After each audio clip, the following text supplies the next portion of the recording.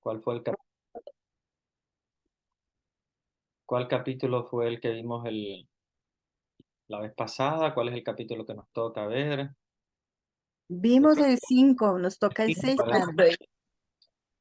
No tengo tan mala memoria. Yo tenía esa idea también de que habíamos visto el 5, que íbamos a empezar el 6.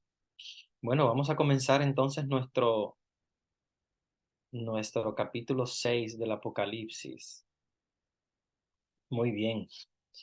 Entonces, vamos a comenzar este capítulo 6 del Apocalipsis, el versículo 1, donde nos dice, como estaba mirando, el Cordero abrió el primero de los 7 sellos. Recuérdense que estamos hablando del Cordero, que sería Jesús, ¿verdad? Personalizado en Jesús. Imaginemos, ¿verdad? Jesús es el Cordero de Dios que quita el pecado del mundo, el único que logra abrir los 7 sellos, ¿verdad? Del libro de la vida. Recuérdense que estamos hablando del libro de la vida, que es el libro donde están contenidos los nombres de los salvados, donde está prácticamente, ¿verdad? Toda la sabiduría de Dios. Que no es un libro físico, que no es exactamente como sabemos, ¿verdad? No es un libro que tiene sellos, sino que todo es simbólico. El libro de la vida es la mente de Dios que tiene toda esta información y los 7 sellos es el acceso hacia ellos. Sabemos que el 7 es el número de la perfección. Eh, para nosotros los católicos, estos 7 sellos simbolizan eh, los 7 sacramentos, que son los sellos por los cuales nosotros vamos a ser marcados para, para ser salvados. Y por ende, abrir los sellos es llegar a través de los sacramentos a al nombre de las personas que han sido salvadas. El Cordero de Dios, que es Jesús, es el que tiene el poder, como sabemos. Entonces, abrió el primero de los sellos, dice Juan acá, y oí al primero de los 4 seres vivientes que gritaba con voz de trueno, ven. ¿Ok? Recuérdense que los 4 vivientes, que son el símbolo de la humanidad, ya de hecho son representados en los 4 evangelistas. Los 4 evangelios, que ustedes saben que cada uno pues tiene su símbolo también, cada uno de los evangelistas. Y uno de ellos, el primero, que es el que puede abrir los sellos, el Cordero, ¿verdad? Que abre los sellos, perdón. Y uno de los vivientes, uno de los 4, dice con voz de trueno, ven. Recordemos que la palabra ven siempre está simbolizada con la venida de Cristo. De hecho, nosotros en el Adviento utilizamos mucho la palabra ven, Señor Jesús. Ustedes se recordarán muy bien cómo en el Adviento siempre se repite, ven, Señor Jesús, ven, Salvador, ven, no tardes más, ¿verdad? Que siempre cantamos incluso como cantos del Adviento, porque es la venida del Señor, que recordamos. Claro, en el Adviento recordamos la venida de Jesús, la primera venida de Jesús, que es la venida mm, a través de la encarnación, ¿verdad? Como Hijo de Dios encarnado, como Jesús de Nazaret. Sin embargo, es un símbolo de la segunda venida, es como una premonición de la segunda venida, que sería la venida entre las nubes del cielo, ¿verdad? Como nos dice en la Biblia. Y el ven Señor Jesús ese está refiriéndose a la venida apocalíptica, o sea, la última venida, la segunda venida o la venida para el juicio final. Entonces dice uno de los 4 vivientes, ven.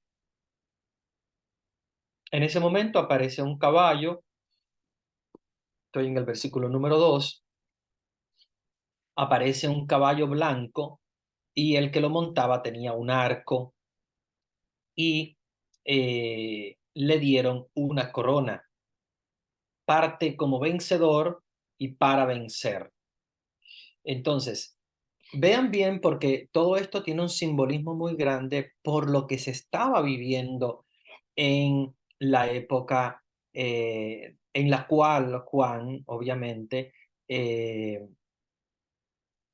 estaba viviendo, ¿verdad? Como persecución a la iglesia. Em, Todos estos símbolos, ¿verdad? Que estamos viendo, vean cómo hay un símbolo de blanco, que ya es, digamos, de alguna manera el signo de la pureza, ¿verdad? El signo de la pureza, el blanco, la pureza.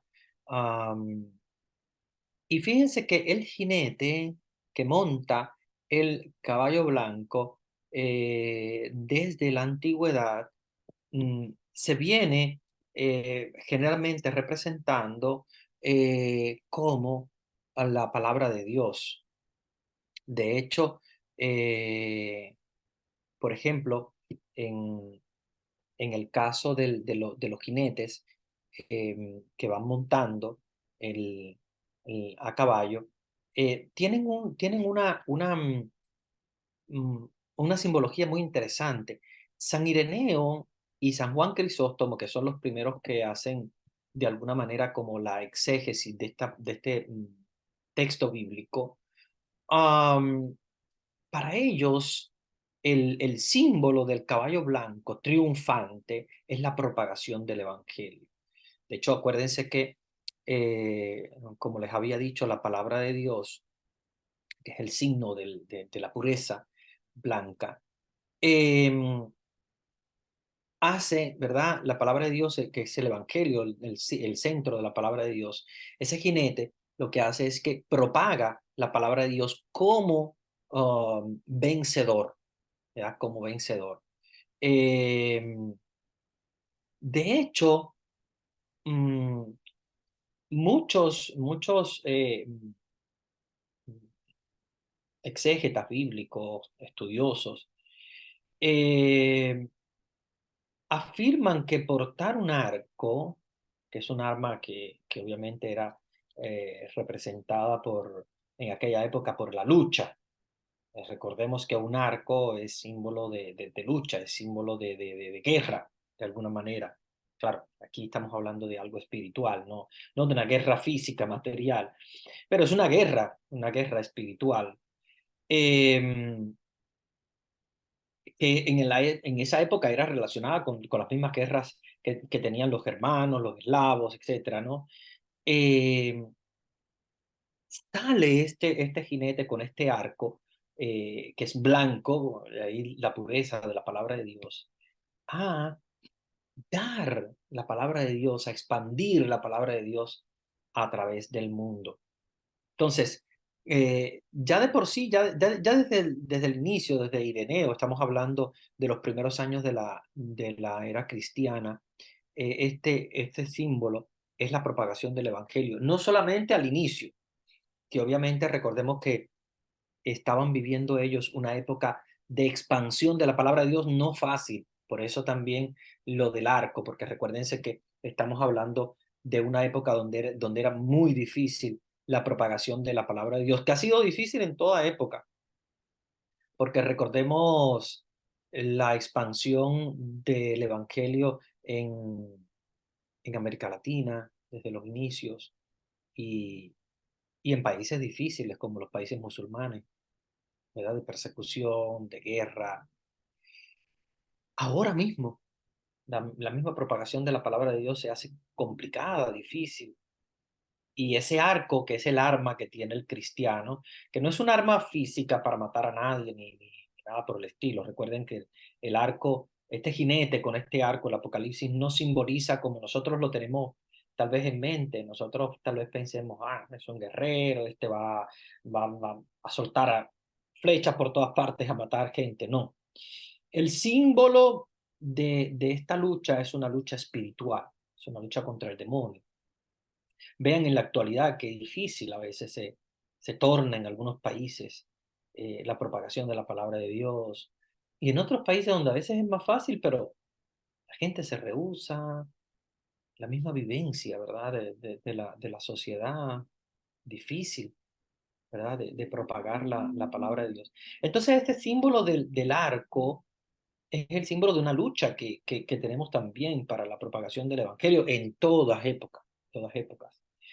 Difícil, porque es una lucha contra el demonio que muchas veces nos tira en contra y, y se hace complejo, se hace complejo.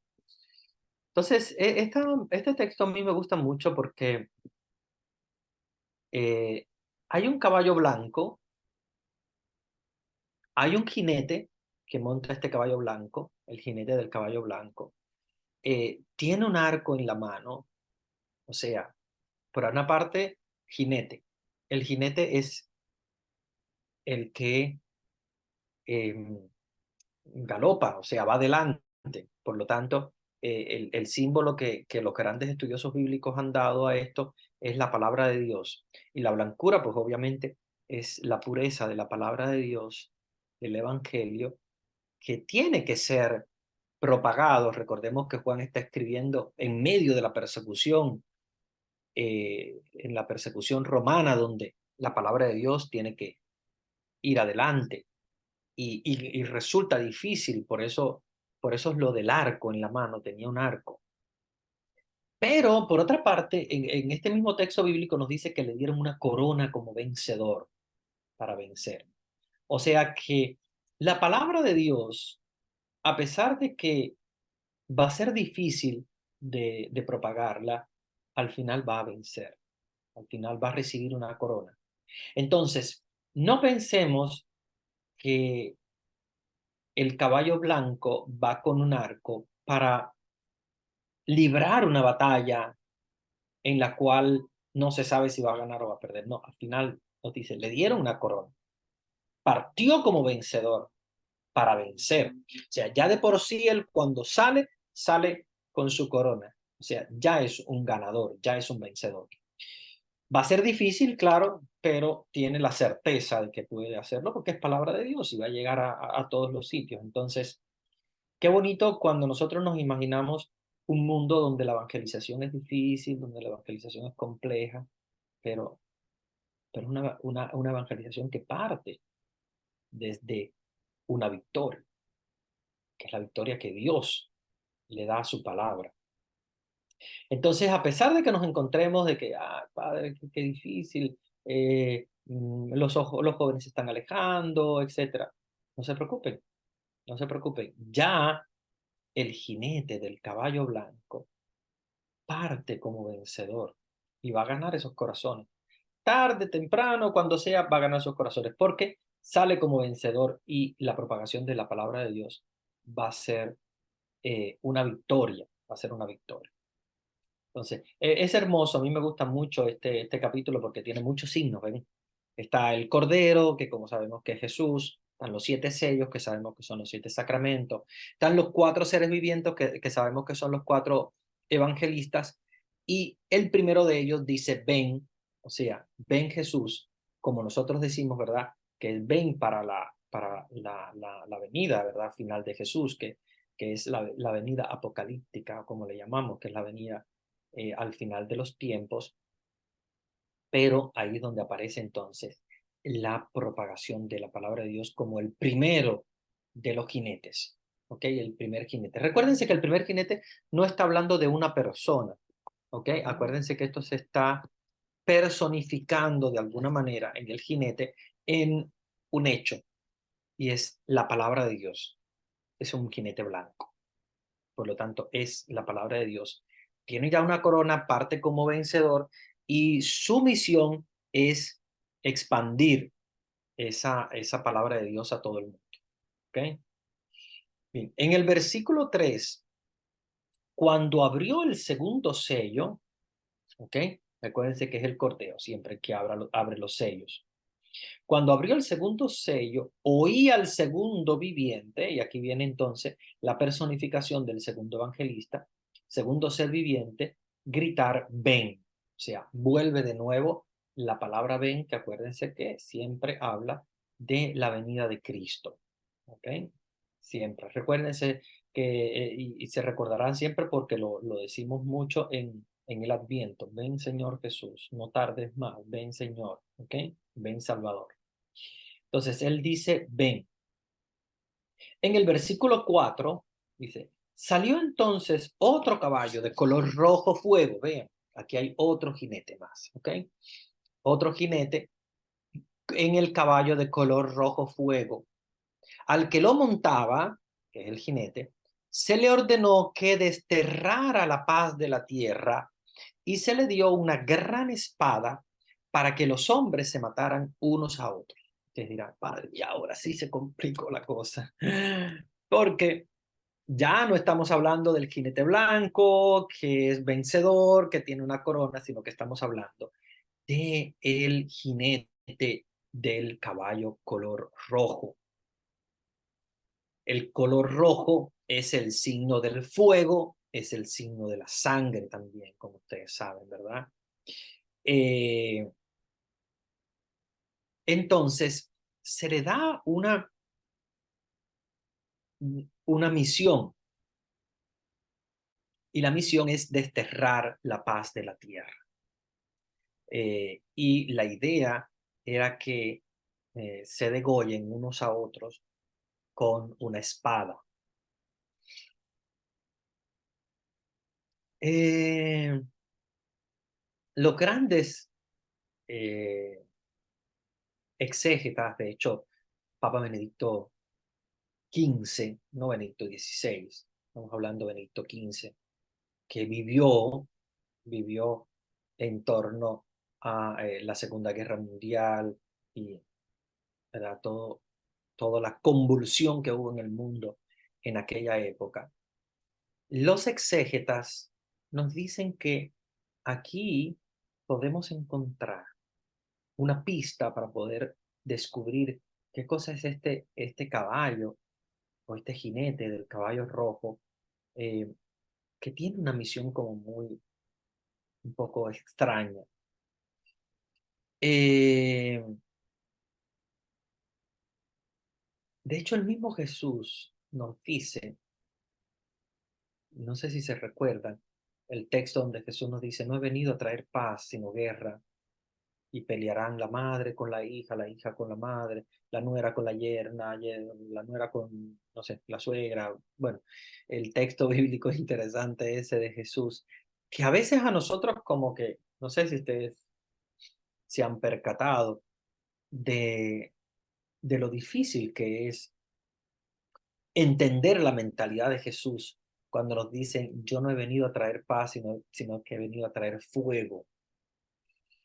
Eh, y ahí es donde él dice, se levantarán, ¿verdad? Hijo contra padre, padre contra madre, etcétera, etcétera.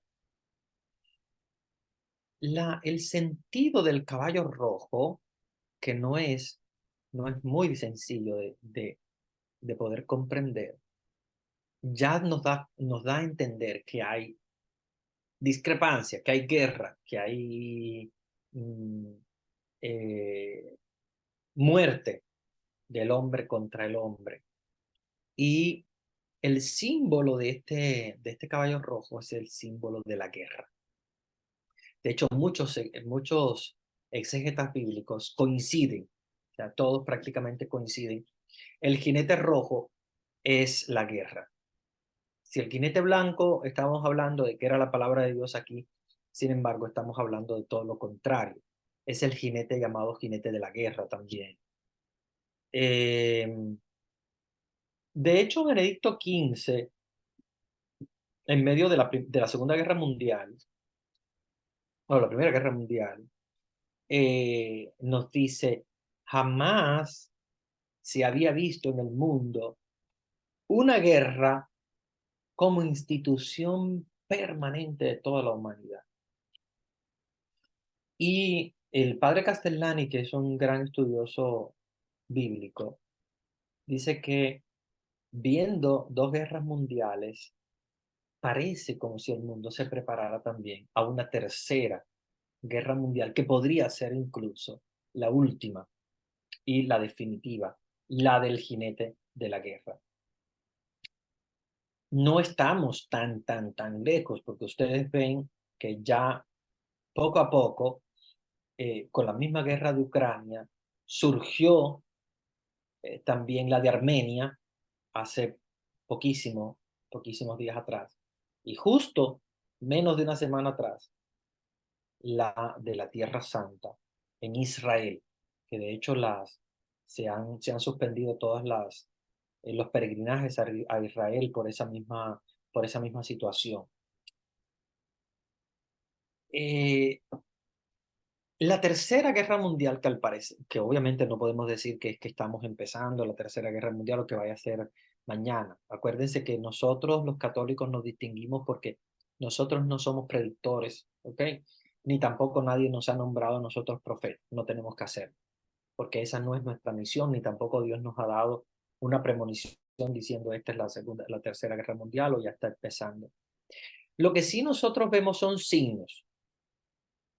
Y este jinete del caballo rojo, que tiene una misión especial. No estamos diciendo que la misión se la ha dado Dios. Obviamente Dios no está dando esta misión. Se le ha dado una misión. Obviamente la misión de la guerra viene del demonio. Pero en esa discrepancia que hay entre las personas, como dice Jesús, he venido a traer no paz, sino guerra. ¿Pero por qué? Porque su palabra es la que crea entonces el choque con el demonio. Por eso es que él dice, he venido a traer guerra, no paz, sino guerra, y se levantarán padre contra hijo, etcétera, porque su palabra hace que las personas, ¿verdad? Choquen contra el movimiento, digamos, del mal, el demonio. Porque una persona que sigue a Jesús va a tener problemas con los demás. Absolutamente. Eso no tenemos que tapar el sol con un dedo. Si tú sigues a Jesús profundamente, te vas a dar cuenta que vas a tener problemas con familiares, con amigos, en el trabajo, aquí, allá, donde sea. ¿Por qué? Porque la palabra de Dios es la que te hace a ti ser diferente al otro y el otro va a querer entonces, de alguna manera u otra, enfrentarte. Por eso Jesús dice, he venido a traer, no he venido a traer la paz, sino la guerra. Pero no porque Él quiera la guerra, sino porque Él sabe que quien lo sigue profundamente va a tener conflicto con el otro. Lo mismo que pasó él al final de sus días, cuando por sus enseñanzas lo quisieron crucificar. Y por eso es que hay pugnas, ¿no? Eh, y claro, obviamente el signo de la guerra mundial o de esta guerra eh, que podemos considerarla como guerra mundial, que es el signo del jinete de color rojo, del caballo de color rojo, es el signo de la guerra que llega porque hay unas pugnas fuertes entre quien sigue a Jesús y el mundo que no sigue a Jesús, el mundo que es contrario a Jesús y que quiere hacer la guerra. Y por ende es que surgen todas estas guerras. Fíjense que casi siempre cuando hay guerra es por gente que te das cuenta de que no quieren seguir la palabra de Dios, que lo que quiere hacer es seguir su odio, sus rencores. Entonces por eso es que se crean las discrepancias, los problemas. Y si nosotros estamos viendo hoy guerras como también se vivieron en la Primera y en la Segunda Guerra Mundial, es porque en el mundo siempre va a haber conflicto entre quien sigue a Jesús y quien es parte del mundo o del demonio. Y en esa discrepancia va a haber siempre roce, va a haber siempre guerra. A crear, obviamente, una guerra mundial a través de los conflictos de las que personas que por su odio, por su sentido de venganza, quieren eh, cortarle la cabeza a su hermano. Vean cómo nos dice el texto bíblico muy claramente. Dice, se le concedió quitar de la tierra la paz para que se degollaran unos a otros con una espada. El signo, ¿verdad? De esta espada, en este texto bíblico, es el signo de la maldad, del odio del hombre contra el hombre. Recuérdense que también la palabra degollar tiene que a ustedes resonarle al interior que hay de alguna manera u otra un paralelismo con la persecución de los cristianos. Los degollaban. Recuérdense lo que hicieron con San Pablo, lo degollaron. Y ese degollarse los unos a los otros es porque el hombre, en su afán de querer desplazar a Dios del mundo, entonces por eso vienen las guerras. Fíjense que donde viene la guerra, donde desplazan a Dios, de una manera u otra, alguien que se cree Dios, alguien que se cree Dios y se cree con el derecho de ser Dios y de degollar a los demás. Bueno, es un texto un poquito difícil de entender, pero bueno, más o menos ya ustedes ya tienen una idea, ¿verdad? El caballo de color rojo que simboliza la guerra y obviamente la guerra es la que destierra la paz de la tierra, porque donde hay paz no hay guerra. Entonces, ¿quién es el que se encarga de desterrar la paz de la tierra? La guerra. Y se le da una espada para que los hombres se maten unos a otros, porque es la guerra la que infunde el odio entre los hombres. Versículo 5. Cuando abrió el tercer sello, recuérdense que estamos hablando del Cordero de Dios, que es el único encargado de abrir el sello. Abre el tercer sello, oye gritar al tercer ser viviente, que en este caso es el tercer evangelista, que dice, ven. Esta vez el caballo era negro y el que lo montaba tenía una balanza en la mano. Ojo con esto porque todo tiene un símbolo en el Apocalipsis. Vean qué lindo este capítulo. A mí me encanta porque tiene un simbolismo grandísimo. Ahora vamos a ver, estamos hablando del caballo, del caballo negro, el jinete del caballo negro. El tercer jinete monta un caballo negro y se entiende como el jinete del hambre. Lleva unas balanzas, unas básculas de pesaje, lo que indica la forma en que lo hacían, ¿verdad? Los antiguos que pesaban el pan para venderlo. De los 4 hombres a caballo, el del caballo negro, su jinete, son los únicos que en la aparición le acompaña una pronunciación vocal. O sea que en este caso es el único que habla, ¿verdad?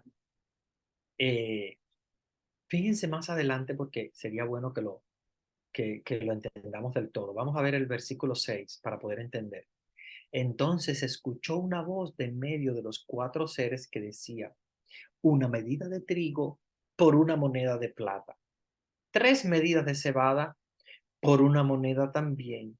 Ya no gastes el aceite y el vino. Ok, entonces siempre se ha entendido que el caballo negro, que el jinete del caballo negro, es el signo del hambre. Eh, y obviamente el hambre del caballo negro eh, es en sentido de aumentar el precio del grano. Entonces, aumentar el precio hace que obviamente haya más hambre. Vean qué interesante, porque hay un paralelismo con la actualidad.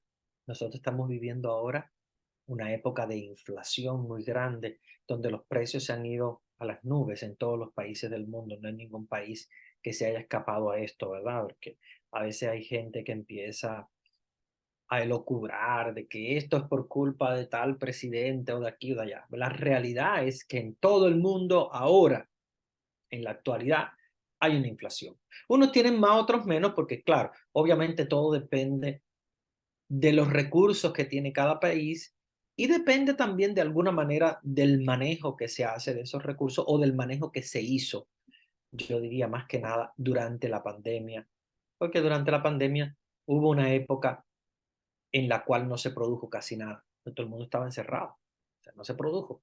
La realidad es que quienes podían salir eran los médicos y bueno, y se dejaba salir de alguna manera u otra, pues los comerciantes que vendían en los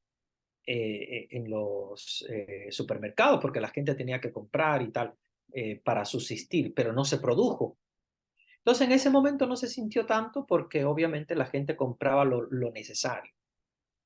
Ya después nos encontramos en esta época donde la gente sale de nuevo a comprar, hay un deseo de compra muy grande, pero no hay esa, digamos, capacidad para poder pagarlo.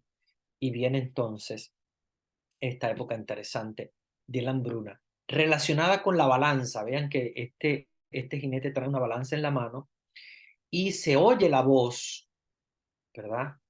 Que dice, no dañes, perdón, cuando dice anteriormente, 2 libras de trigo por un denario, 6 libras de cebada por un denario, pero no dañes el aceite ni el vino. Es muy interesante porque se ha hecho un estudio sobre este texto. Eh, la idea, la idea es que puede aumentar el precio del grano, pero sin afectar entonces los suministros que son de aceite y de vino. Eh, una explicación que podríamos ver de esto es que los cultivos de cereales hubieran sido más susceptibles, ¿verdad? En aquellos años de hambruna, que los cultivos de olivo y los viñedos, porque acuérdense que el trigo tiene eh, su cultivo, que es el cereal, y el aceite y el vino, pues obviamente tiene sus cultivos que son los olivos y el viñedo. Recuérdense que estamos hablando de la tierra de Jesús, donde esto es básicamente la base de la economía. El pan, el vino, el aceite, porque ellos mismos lo cultivaban. Eh, Esto también da a entender, por otra parte, que, que podría haber una abundancia de lujos para los ricos, mientras los alimentos básicos, que es el pan, recordemos que el pan es el básico, el vino y el aceite es un lujo, pero el pan es básico, son escasos. O sea, ahí donde se nos sugiere, eh, en ese sentido, la, la idea de que podría estar pasando la humanidad por una hambruna eh, en los pobres, pero los ricos no les afecta. Porque dicen, no toques el aceite y el vino, ¿ok?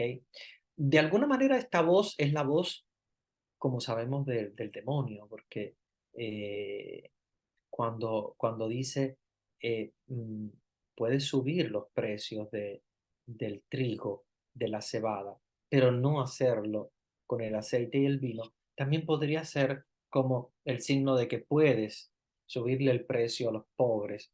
Pueden los pobres sufrir el hambre, pero los ricos no, ¿verdad? Recordemos siempre que el aceite y el vino también son símbolos de la riqueza. No todo el mundo puede tener vino y aceite tampoco. El pan, bueno, es la comida del pobre.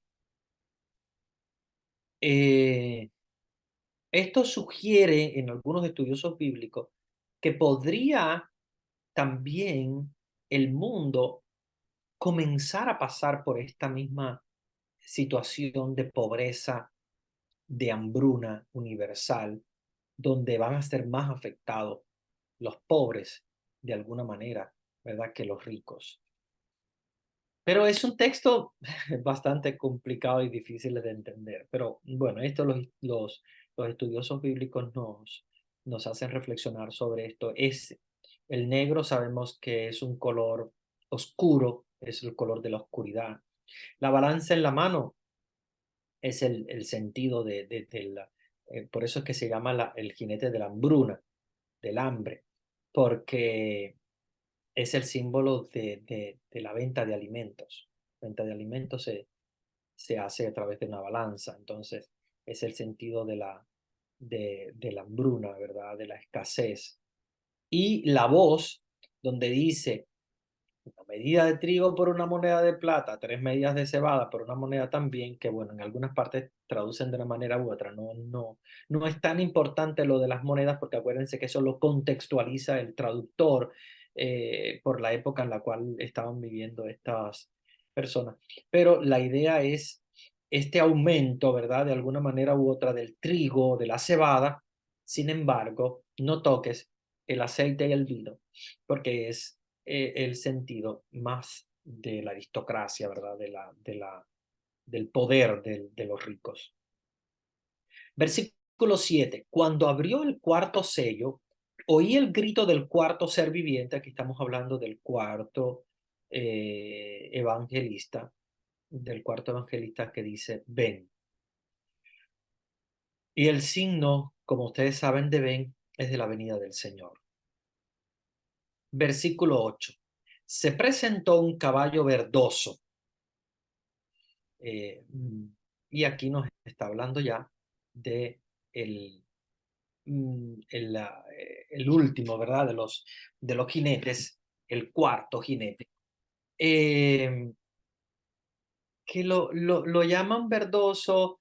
eh, Aquí hay un poco de discrepancia para que ustedes sepan, porque en algunas Biblias, tal vez a algunos de ustedes habrá visto que le llaman amarillo bayo. Eh, De hecho, San Jerónimo en la Vulgata lo llama pálido, le dice pallidus. Eh, de alguna manera, el color, ¿verdad? De este jinete, que puede ser verde, que puede ser amarillo verdoso, que puede ser bayo, como lo encontramos en algunas traducciones, dice, al que lo montaba lo llamaban muerte y detrás de él iba otro, el mundo del abismo. Se le dio poder para exterminar a la cuarta parte de los habitantes de la tierra por medio de la espada, el hambre, la peste y las fieras. Eh, Vean bien porque es muy interesante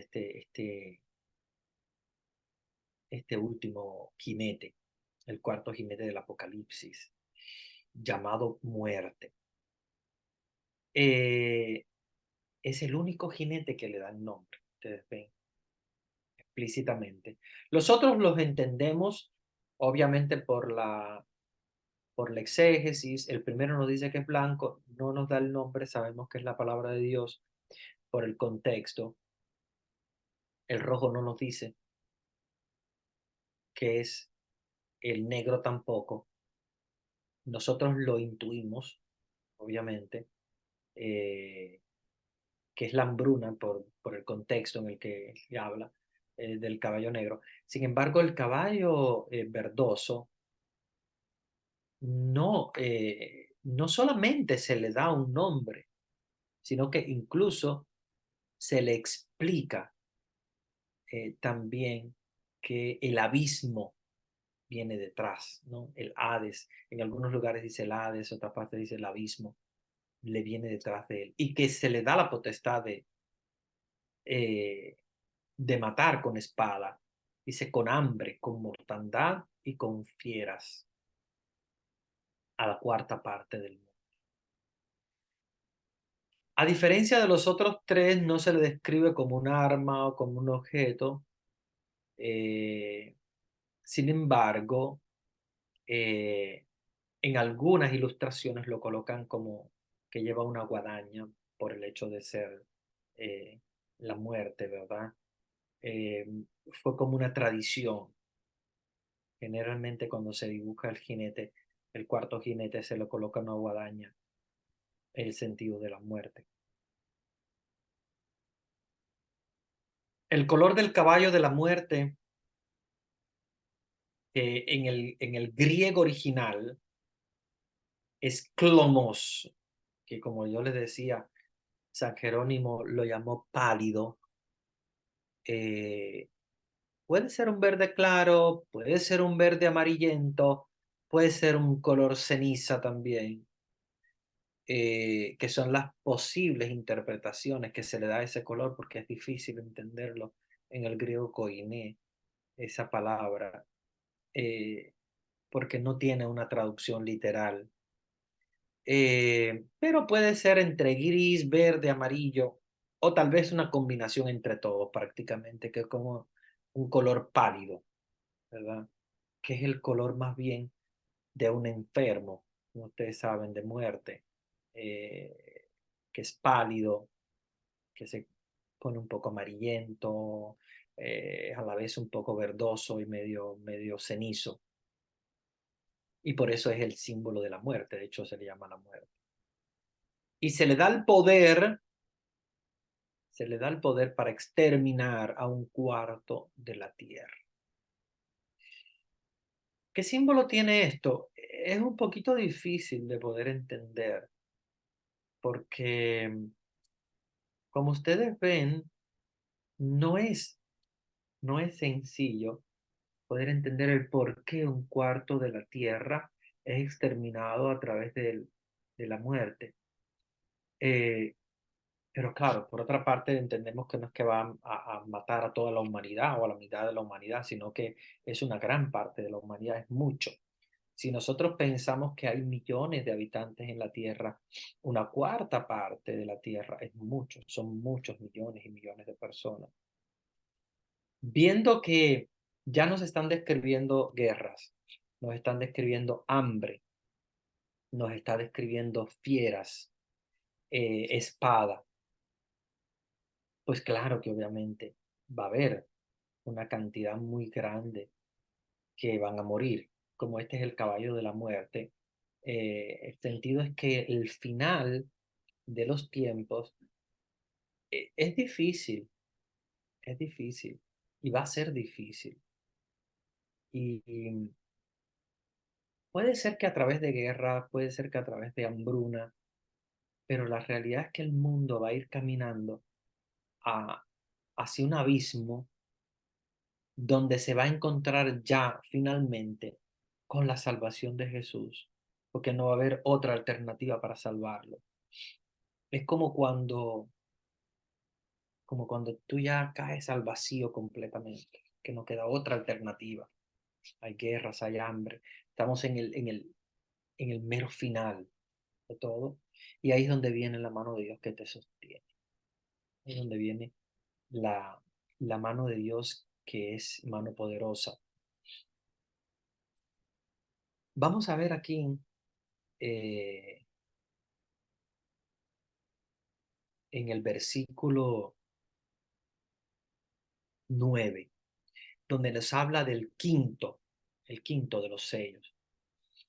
Dice, cuando abrió el quinto sello, divisé debajo del altar las almas de los que fueron degollados a causa de la palabra de Dios y del testimonio que les correspondía dar. Ahora ya estamos entendiendo.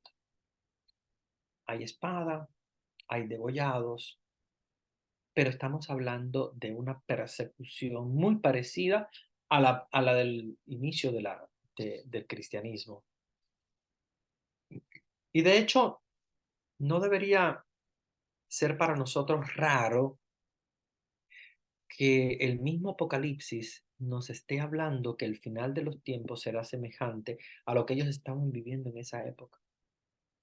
Vean cómo dice que encontró, cuando abrió el quinto sello, encontró debajo del altar, entonces, eh, todo este mundo de guerra, de hambre, etcétera, pero el altar, o sea, del lado de Dios, debajo del altar encuentra las almas de aquellas personas que fueron degollados por la palabra de Dios. Sabemos que va a haber una persecución, de hecho lo sabemos. El final siempre es de persecución contra los cristianos, que ya la estamos viviendo, ¿eh?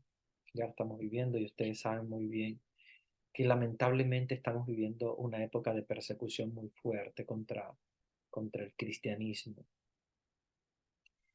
Y llegará un momento donde se dará también esta misma situación que sucedió al inicio, con las almas de los cristianos, que por quererse mantener firmes, sobre todo los que quieran mantenerse firmes, porque puede que alguno vaya a rehusar de su fe, pero que quiera mantenerse firme, va a sufrir, va a sufrir persecución y, y por eso es que nos dice que se encontraron las almas de aquellas que habían sido degollados por la causa de la palabra de Dios y del testimonio.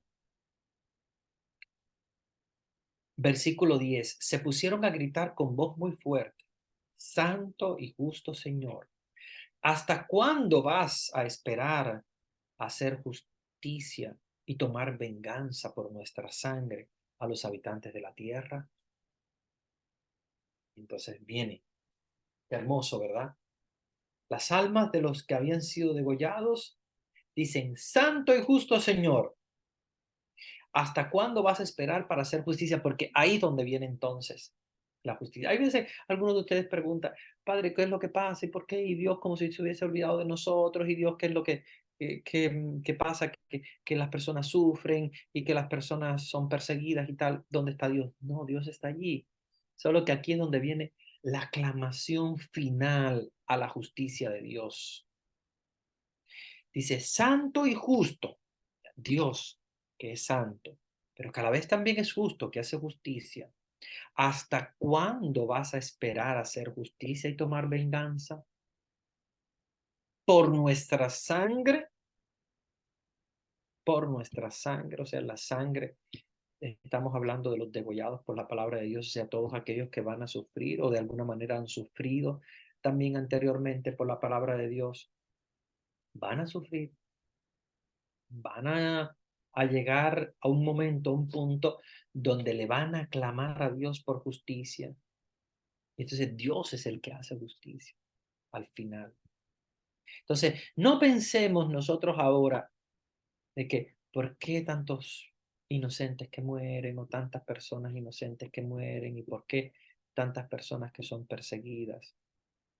Que no ha llegado todavía la hora. No ha llegado la hora todavía de la justicia final.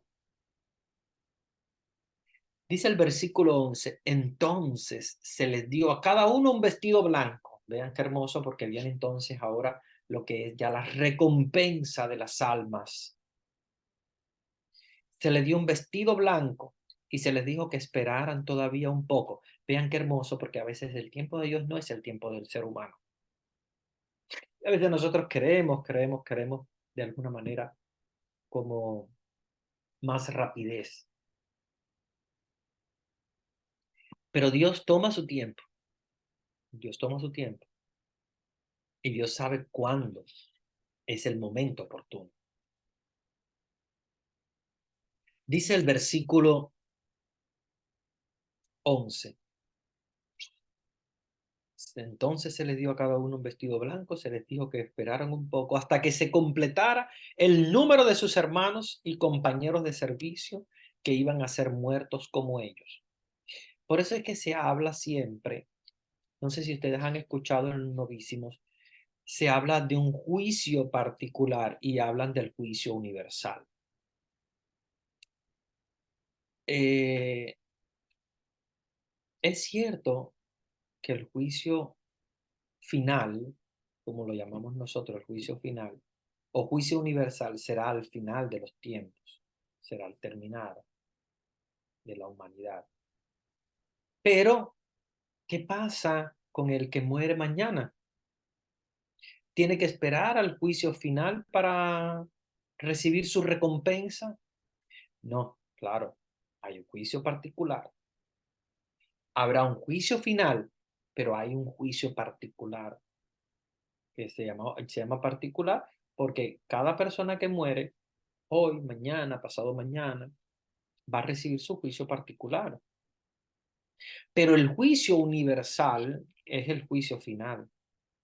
Por eso es que en el versículo 11 nos da la pista diciendo, hasta que se complete, o sea, esperen todavía un poco. O sea, Dios para hacer justicia la va a hacer, pero hay que esperar un poco para que se complete el número de los hermanos y compañeros de servicio que van a ser muertos como ellos, o sea que también van a llegar al juicio final como almas.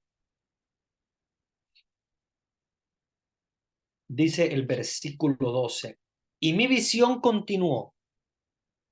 Cuando el Cordero abrió el sexto sello, se produjo un violento terremoto. El sol se puso negro como vestido de luto, la luna entera se tiñó como de sangre. Pero tú te imaginas esa, ese momento, ¿verdad? Que es el momento final, donde el Cordero abre este sexto sello y hay un terremoto muy fuerte en la tierra, y esto es uno de los signos, obviamente, del final, donde el sol se oscurece completamente. Cuando dice que el sol se puso negro, quiere decir que el sol se oscurece completamente y la luna aparece teñida como de sangre, un color rojizo, fuerte, como de sangre. Versículo 13. Y las estrellas del cielo cayeron a la tierra como una higuera deja caer sus higos verdes al ser agitadas por un huracán. O sea, viene el momento en el cual las estrellas, los astros, empiezan a golpear contra la tierra. Dice, como caen los higos verdes cuando un huracán, ¿verdad?, las quita. Versículo 14, el cielo se replegó como un pergamino que se enrolla y no quedó cordillera o continente que no fueran arrancados de su lugar. ¿Ven? Ya se está hablando prácticamente del signo completo final, porque ya en el momento en el cual caen las estrellas, que como ustedes saben son astros, eh, caen sobre la tierra, el mismo cielo se replega completamente, o sea, se enrolla. Recuérdense que de aquí es que nosotros nacemos y de ahí es hasta donde vamos a parar, porque de alguna manera u otra ustedes se recuerdan que hay una de las teorías, no quiere decir que esta sea la más mm, aceptada, pero creo que es hasta ahora una de las teorías más comunes a la hora de hablar del origen del universo. Dios crea el universo, pero lo crea como una explosión, o sea, el famoso Big Bang que explota y que crea, ¿verdad? Los diferentes astros, y que obviamente es Dios el que hace todo esto. Dios recoge, o sea, replega todo y vuelve de nuevo como al inicio, como éramos al inicio. Se replega como un pergamino, ¿verdad? Se enrolla. O sea, de alguna manera u otra es el signo también de lo que los científicos dicen de qué manera surgió, y como ahora acopla bastante bien con esa teoría el hecho de que la Biblia nos está diciendo que se replega completamente. Vean qué sabiduría tiene la Biblia, mucho más antes de todas las teorías científicas, y ya nos está dando el kit, ¿verdad? De por dónde es que va a suceder el final de los tiempos. Los reyes de la tierra, los ministros, los generales, los ricos, los poderosos y toda la gente, tanto esclavos como hombres libres, se escondieron en las cavernas y entre las rocas de los cerros. O sea, y aquí es donde viene, para que ustedes vean, el triunfo de Dios, que es el triunfo del pobre, eh, del marginado, eh, de la persona sencilla. Porque aquí aparece reyes de la tierra, ministros, generales, ricos, poderosos, y a toda la gente, esclavos o hombres libres, que se escondieron en las cavernas y entre las rocas de los cerros, y decían: caigan sobre nosotros cerros y rocas, y ocúltenos del que se sienta en el trono y de la cólera del Cordero. Vean cómo viene, de una manera u otra, como configurado esa cólera de Dios, porque al final de los tiempos obviamente va a ser cólera de Dios, porque guerras, eh, hombres que degollan unos a los otros, eh, y la misma mano del hombre que odia a su propio hermano, crea en Dios una reacción que no podemos decir que es una cólera como tal. Recuérdense que la palabra de Dios está escrita por un hombre y esta está escrita por Juan, obviamente. Habla de cólera como si él fuera, ¿no? Pero sabemos que Dios es Dios, no tiene Dios cólera como tiene el hombre, porque sería un pecado, obviamente, para Dios. Pero lo habla en el sentido de que ya Dios como que se hartó completamente de todo esto. Y no lo hace por cólera, lo hace porque ya llegó el momento. No es como cuando tú te enojas y dices, ya acabo con todo. No, porque esa sería una reacción que no es una reacción divina, no es una reacción de Dios. Pero Juan lo quiere narrar al estilo, digamos, de alguna manera como muy humano. Él está escribiendo sus visiones y obviamente a la hora de escribir pone también un poquito su humanidad. Y por eso es que habla de cólera. Pero no es una cólera en el sentido como si Dios estuviese, obviamente, colérico o como si Dios de alguna manera u otra fuese un ser humano. No, Dios no tiene cólera, no es un ser humano. Dios simplemente encuentra que ya llega el momento y dice, ya basta, ya es el momento. Entonces, por eso es que ahí es donde ellos mismos, los habitantes de la tierra, dicen, nos hemos merecido esto, hemos creado guerra, hemos creado persecuciones, hemos degollado hombres unos contra los otros, entonces caiga sobre nosotros esa cólera, ¿verdad? Que no es más que ese mismo replegarse del cielo, ¿verdad? Del universo. Versículo 17 dice, porque ha llegado el gran día de su enojo y quién lo podrá aguantar.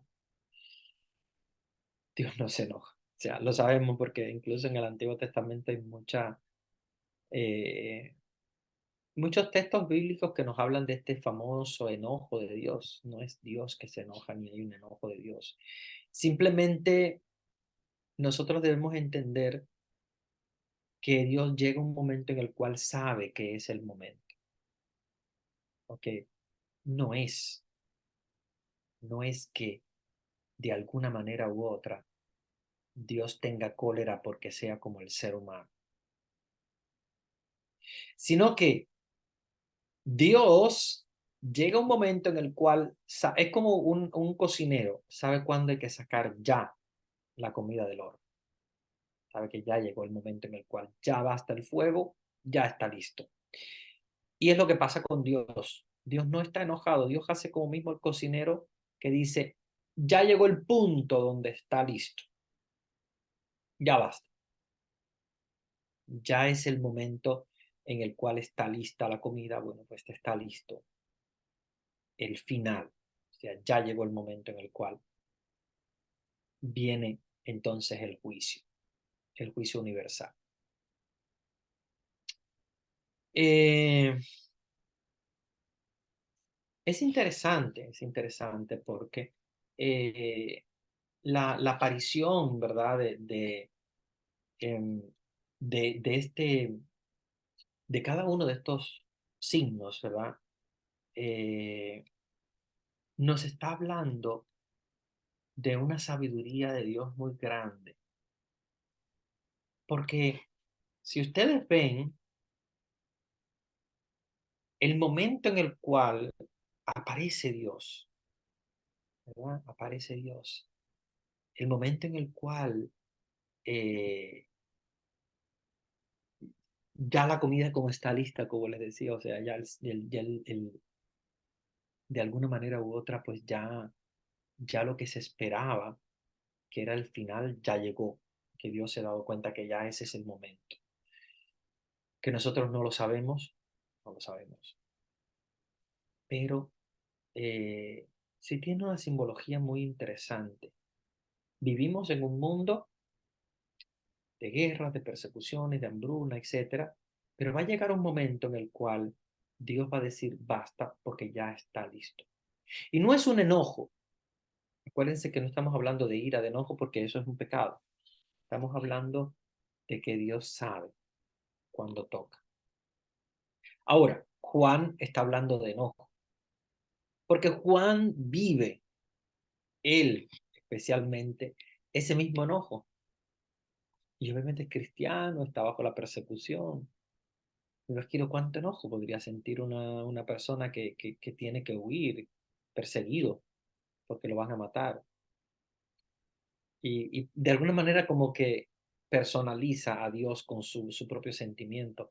Esto es muy propio de los escritores bíblicos, no solo de Juan, de todos. Todos los escritores bíblicos de alguna manera u otra personalizan a Dios con sus características. Por eso es que se dice, veremos a Dios tal cual es al final de los tiempos. Porque de alguna manera u otra en la Biblia siempre van personalizados, ¿no? Con las características de, de quién es, ¿no? De quién es, de quien lo escribe. Muy bien, entonces vamos a, vamos entonces ahora a responder eh, a las preguntas que hay en el chat. Vamos a responder las preguntas que ustedes tengan, porque mm, ¿verdad? Ya hemos agotado capítulo completo y no quiero empezar el siguiente porque lo voy a dejar para la próxima clase. Pero aquí hay mucho, muy interesante este, este texto del Apocalipsis. Voy a ir leyendo, no sé si hay muchas preguntas en el chat, pero voy a ir viéndolo una a una para tratar de no perderme ninguna. Vamos a ver.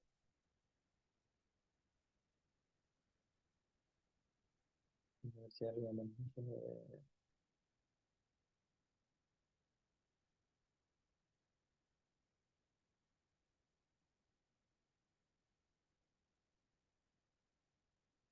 Bueno, aquí tengo la primera pregunta. Buenas noches, padre. ¿A qué se refiere usted cuando hace una exégesis? ¿Qué es una exégeta? Oh, muy buena pregunta. Muy buena pregunta. Voy a explicarle. Mire, una exégesis es una interpretación de la Biblia. Por ejemplo, eh, todos podemos hacer exégesis, claro. Obviamente, quien está más capacitado para hacer una exégesis es quien estudia específicamente la Sagrada Escritura, que sería un ministro en este caso sacerdote, diácono, eh, un obispo, el papa, puede hacer exégesis. Quien estudia más fuerte esto, que son ya estudiosos, como han sido los padres de la iglesia, eh, o como han sido eh, los, los teólogos, pues hacen una exégesis, digamos, un poquito más profunda porque han estudiado más. Pero una exégesis es una interpretación, ¿ya? Una interpretación. Cuando ustedes escuchen exégesis, es una interpretación. Y el exégeta es el interpretador, en este caso el teólogo que hace interpretación. Hoy yo estuve haciendo prácticamente como de exégeta, de alguna manera u otra, porque estoy interpretando el texto bíblico. Quien interpreta el texto bíblico es un exégeta y cuando lo interpreta, esa acción de interpretar es la exégesis. Si yo digo, voy a hacer la exégesis del capítulo primero, versículo primero de Juan, es leerlo e interpretarlo. Acuérdense que en las homilías el sacerdote hace una exégesis bíblica. porque tiene que interpretar los textos bíblicos que se leyeron en la misa. ¿Ok? Y así también ustedes pueden hacerla. Claro, más está capacitado el sacerdote porque obviamente tiene la formación, pero también un padre de familia puede hacer un exégesis para sus hijos. O sea, un día se reúnen, leen un texto bíblico y se lo explican. Igual también el catequista. El catequista es un exégeta. ¿Ok? Todos los que de alguna manera u otra interpretamos la palabra de Dios, y yo creo que todos somos exégetas porque todos interpretamos, o en un grupo o personalmente lees la Biblia y tratas de interpretarla, estás haciendo un exégesis. ¿Ok? La exégesis, lo que hay es que tener siempre mucho cuidado con esto para no hacer una exégesis equivocada. Cuando hay una persona que hace una exégesis que es diferente a la exégesis que hace la iglesia, entonces ahí sí se comete un grave error porque estamos interpretando la Biblia a un estilo diferente al que lo hace la iglesia. Por eso es que la iglesia siempre dice, para hacer exégesis debemos siempre guiarnos por lo que piensa la iglesia sobre ese texto bíblico. Padre, ¿dónde podemos encontrar lo que dice la iglesia sobre ese texto bíblico? No es fácil. No es fácil porque no hay un texto donde dice, la iglesia interpretó tal cosa, no. Para eso se requiere información de lo que han escrito los teólogos, de, por ejemplo, los papas, los que han dicho los papas en las homilías de esos textos, y entonces poder hacer una exégesis. No existe una exégesis unilateral en la iglesia donde la iglesia dice esto.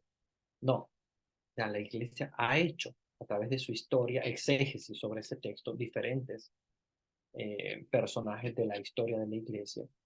Y ya con eso nosotros tenemos una como idea central de cada uno de los textos bíblicos, pero no existe una donde nosotros podemos verla.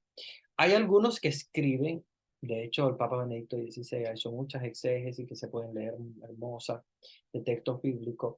Hay sacerdotes, sobre todo los predicadores del Papa, ahora está el Padre Cantalamessa, que es el predicador, hace exégesis bíblica, hay muchos que como tienen un poquito más de conocimiento, porque han estudiado bastante los textos bíblicos, pues pueden hacer una exégesis un poquito más, como diríamos, más parecida a lo que piensa la Iglesia Universal. ¿Ok? Pero si todos somos exégetas y todos hacemos exégesis cuando hacemos interpretación de los textos bíblicos. Padre, ¿quién le atribuye a San Santiago ser el jinete del caballo blanco y por qué? Sí, de alguna manera se le ha colocado a Santiago porque fue el apóstol que más lejos llegó. Tú sabes que Santiago llegó hasta Santiago, lo que es hoy Santiago de Compostela, que era el fin del mundo. Para ellos pensaban que era el fin del mundo, ya estábamos nosotros acá, que ellos no nos habían descubierto. Pero la idea en aquella época era que era el fin del mundo. De hecho, se llama Finisterre en España, que ya llegó a la punta, donde ya se había acabado completamente el continente europeo. Y obviamente como es ese jinete que llegó hasta el final, porque acuérdense que es el jinete de la palabra de Dios, de la evangelización, más que nada, no es más que la palabra de Dios que se expande. Y bueno, pues muchos le han dicho el jinete del caballo blanco sería el apóstol Santiago, que llegó hasta el fin de la tierra llevando la palabra de Dios, ¿verdad? Como hace el jinete del caballo blanco. Y históricamente no sabría bien quién fue el que empezó a hacerlo, pero se le ha dado atribución.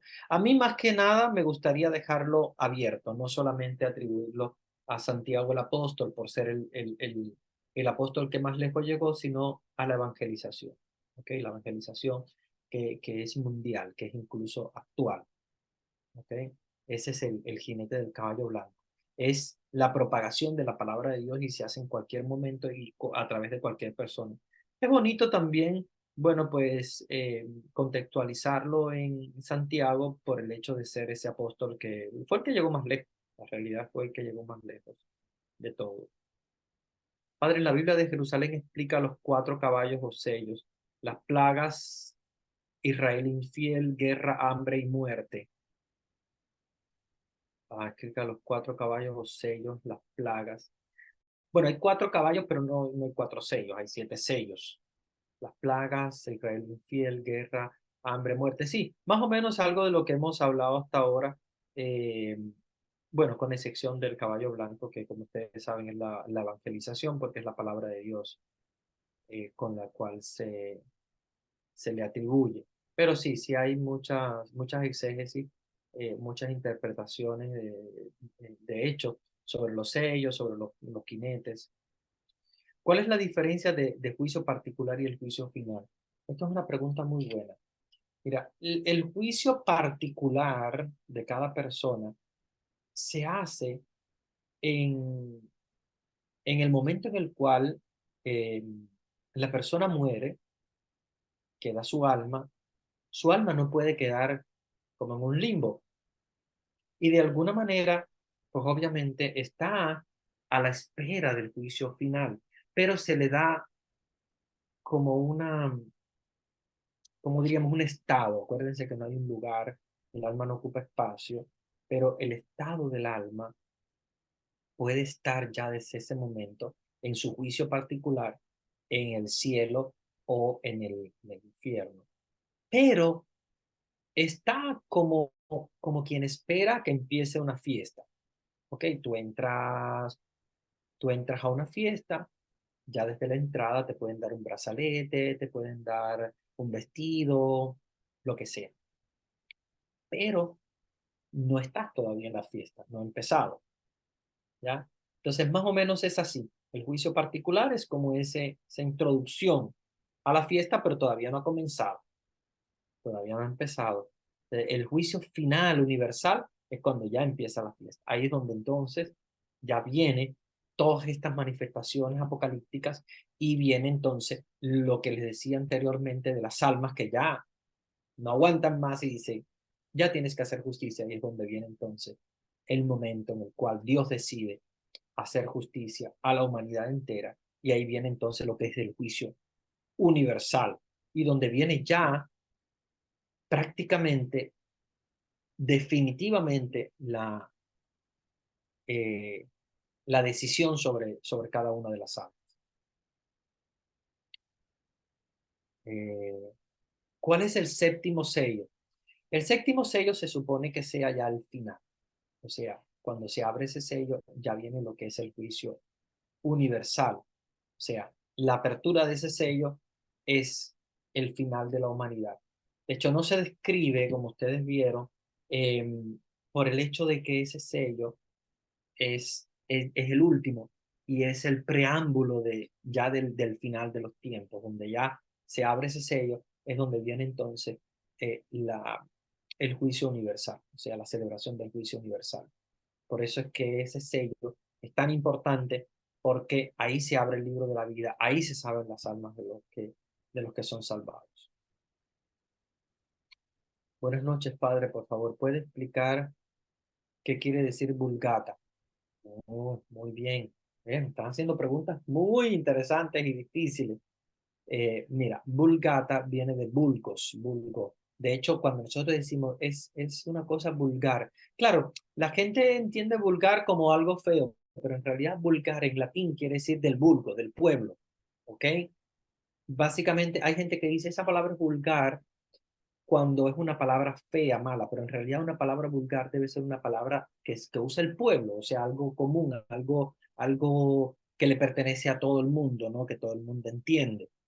Entonces, vulgos, que quiere decir pueblo, ok, vulgata quiere decir la Biblia del pueblo. ¿Por qué? Porque lo que hizo, en este caso, San Jerónimo fue traducir la Biblia del original que estaba en griego, que la gente no entendía nada, al latín, que era lo que hablaban todo el mundo. El Imperio Romano todos hablaban latín. De hecho, incluso hasta Jesús conocía el latín porque ellos eran colonia de Roma y Roma había expandido completamente todo su imperio grandísimo y les había enseñado la lengua y aunque tenían su segunda lengua porque no dejaron de hablar arameo, conocían el latín. Y se supone que Jesús habló con Pilato en latín. De hecho, si ustedes ven la película La Pasión de Cristo, Jesús habla con Pilato en latín, porque el latín era la lengua de todos, ¿ok? Entonces, ¿qué es lo que hizo San Jerónimo? Traduce, traduce la Biblia del griego, que no era conocido para nada, muy poco, aunque era la lengua de la filosofía, la lengua digamos, de la alta jerarquía, del conocimiento, de la sabiduría, la traduce del griego al latín y le llama Vulgata, porque él le llama la Biblia del pueblo. ¿Ok?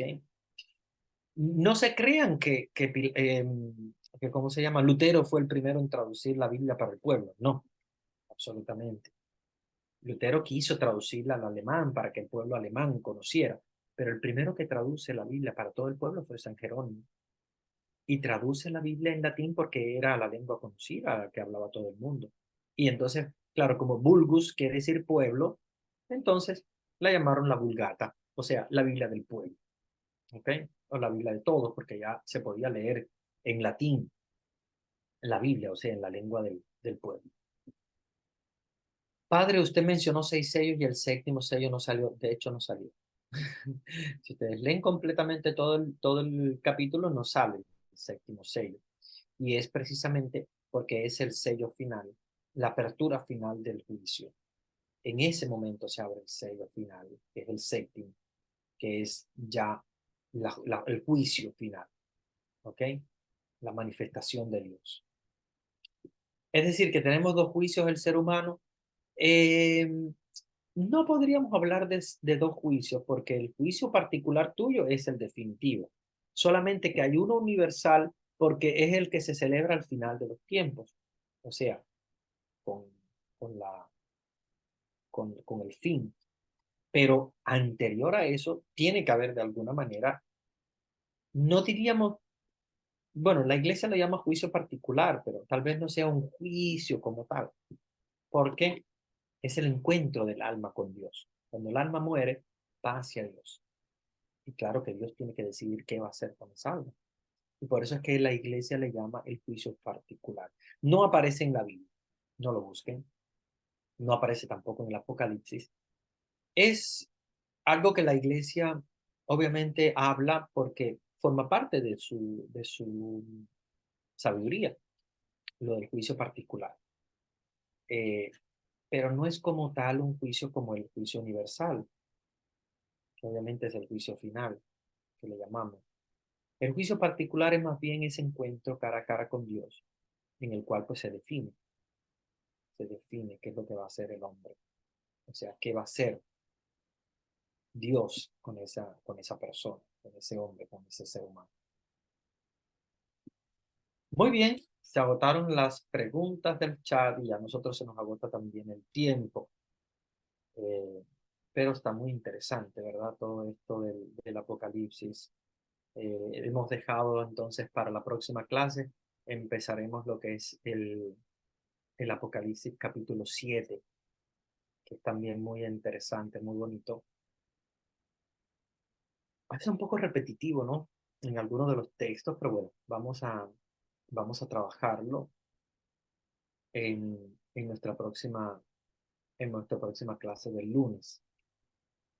Muy bien. Bueno, ya tenemos nuestros 15 minutos, que son los 15 minutos del descanso, eh, y por lo tanto voy a dejarlos, ¿verdad? Para que hagan también su descanso, estos 15 minutos, que como siempre hacíamos en las clases de Biblia, antes cuando dábamos las 2 horas en White Plains, siempre nos íbamos a tomar un cafecito y tal. Pero bueno, aquí como no podemos tomar el cafecito virtual, entonces damos el break del cafecito al final de las horas, para que descansemos. Eh, bueno, voy a darles la bendición y espero que el lunes que viene eh, estén todos presentes para que sigamos aprendiendo mucho sobre el libro del Apocalipsis, que es muy hermoso. El Señor esté con ustedes y con tu espíritu. y la bendición de Dios Todopoderoso, Padre, Hijo y Espíritu Santo descienda sobre ustedes y permanezca para siempre. Amén.